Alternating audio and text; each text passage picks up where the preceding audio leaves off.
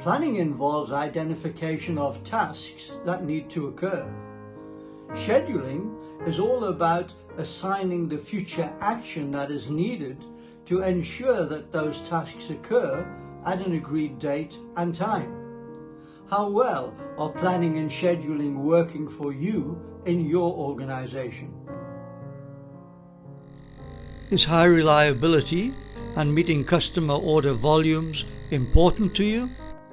Without an effective planning and maintenance scheduling process, you will never achieve either, and the result will be diminished profits and a reducing client base.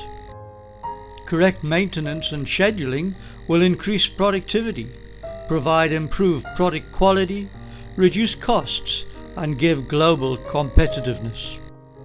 Planning and scheduling ensures the right work gets done at the right time, with the right tools, and with the right materials and the right people. With this training program, you will learn practical planning guidelines and a down-to-earth scheduling methodology. Planning is all about what, how, and why, and scheduling is all about who, when, and timing. No more poor quality and missed deadlines, quite the opposite. With an effective planning and scheduling process in place, you will experience and achieve high reliability with an increasing product demand.